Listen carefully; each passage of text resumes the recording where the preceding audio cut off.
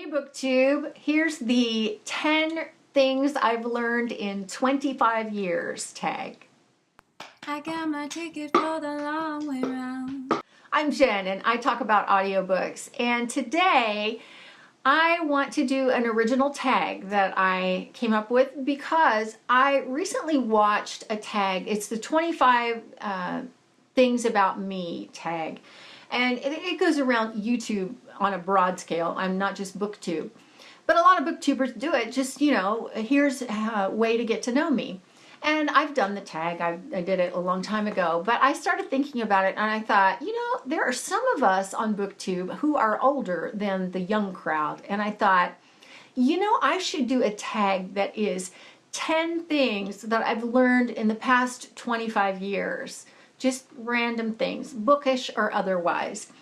And so I came up with 10 things that I've learned in my life that I think are worthy of passing along. Let me just tell you 10 things that I've learned in the past 25 years. Number 1, a moment is only a moment long. I learned this back when I was trying to have kids. I couldn't have kids, and so I had to go to the doctor, and I got a lot of shots and climbing up on tables and exams and all of it. And a lot of it was painful, I have to say. And so what I learned was that I would dread things, and they weren't nearly the big deal that I was making them out to be in my mind. And I realized that when I got stuck with a needle, it was going to be a moment long. It was going to be a pinch and bam, it was over. A moment is only a moment long. It's not a minute long, it's not an hour long, it's not a day long, it's not a year long, none of that. It's a moment. And I began to appreciate the fact that I can handle a moment. I can handle a couple of moments. What I can't handle is a monumental thing. And on the flip side of that, a moment is something that it's so fleeting. So if it's a wonderful thing, it's so fleeting, and you have to be paying attention and appreciate it at the time that it happens. So a moment is only a moment long. Number 2, the sun will keep coming up. All my life I have struggled with depression. I have been pretty much one of those people that I don't go high and low. I just go straight and then I dip. And I have fallen into the black pit of despair numerous times throughout my life. Fortunately, in recent years, I have been taking medication that has turned me into a whole different person. Finally, the person that everyone else sees on the outside is the same person that I know I am on the inside.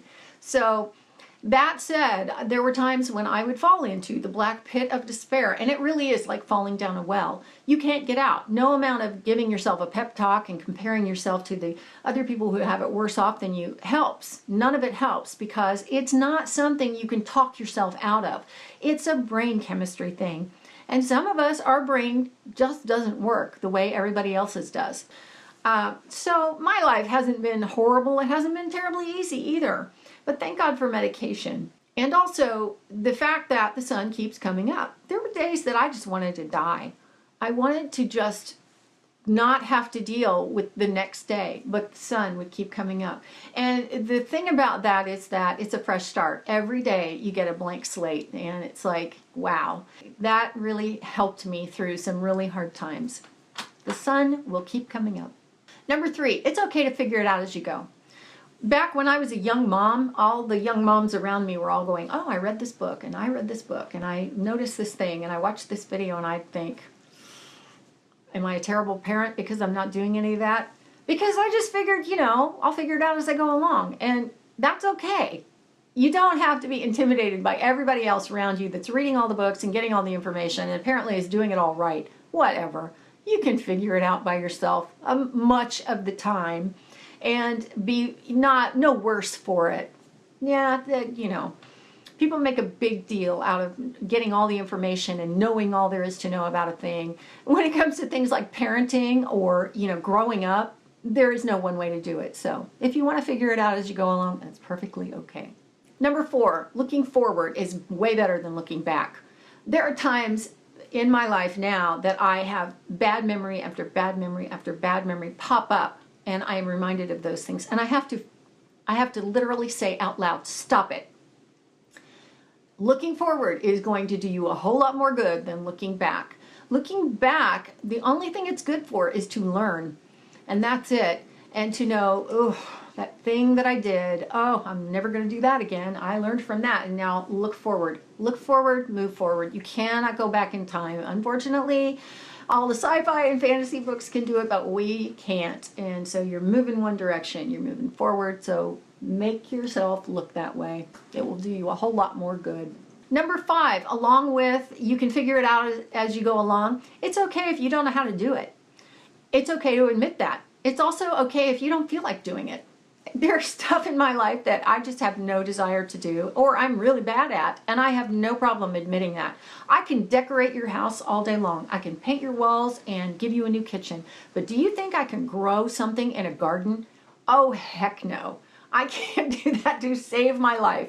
And while I have in my life embraced all of the things that go along with running a household and making a home, that is not something I can do. I have given up. You know, I can put flowers in the ground and they will die because I will forget to water them. So there are just some things that you don't have to do in your life and some things that you don't want to do, and it's okay if you don't. Number 6, this has really helped me in my life, and that is to ask questions, especially when I'm in a conversation with another person. When you don't know what to talk about, asking the other person questions really helps. It starts the conversation going, it gets them talking about themselves, and you find points of connection. And if you don't know what else to talk about, you can talk about that, or you can ask another question. It's a great way to get all of the spotlight off of yourself. And it's also a great way to walk away from a conversation not having talked about nothing but yourself. Asking questions. You learn something, you make a friend, you don't focus on yourself all the time. It's a really great thing to do. Ask lots of questions, especially in conversations. Number 7, people go in and out of your life.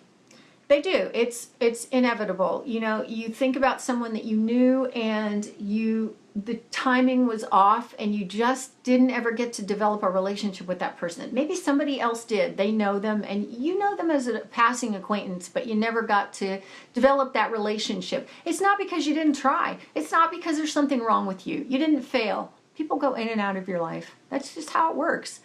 Sometimes you make really great friends, and other times you are just glad for the time that you knew them and the time that your paths crossed. That's it. People go in and out of your life. Yeah, don't worry about it. And number 8, along those lines, sometimes I am really stupid and I say really thoughtless, careless things. And I am so grateful in my life for the friends I have that tell me the truth. Because, oh my gosh, there's a Bible verse that says, the wounds of a friend are better than the kisses from an enemy. I would far rather have friends that beat me up because I am stupid and tell me the truth and be honest with me and make me better than have other people that I call friends but really aren't friends, and they just let me go right along being the idiot that I can be. It's really important to recognize those people in your life and surround yourself with them because they make you better. Number 9, I am a Christian. That is my faith, and religion aside, taking all of the doctrine and all that aside, putting all of the religion aside, I still think that living the same way Jesus did is the best way to live.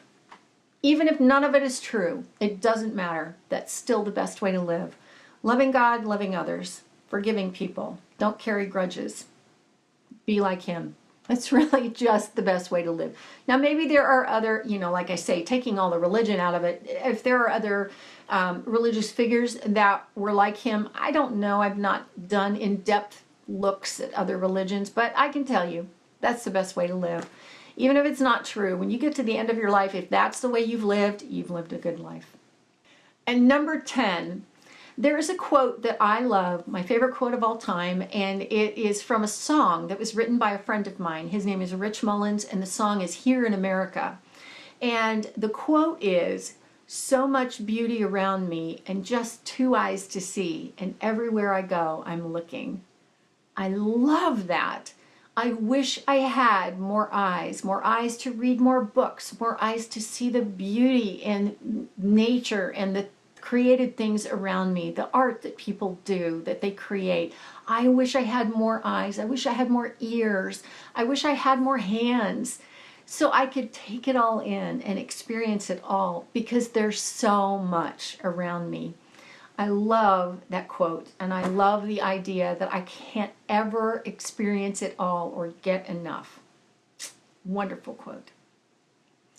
Those are 10 things that I've learned in the past 25 years. So many of us are older on BookTube, and we've learned a lot of things. So I would love to know what the things are that you've learned in the past 25 years. I'm going to tag some people at the very end. These are seasoned booktubers that I think are fantastic and that you should go watch. And that is it for now from me. I will see you next time. Thanks for watching. There's so much beauty around us for just 2 eyes to see. But everywhere I go, I'm looking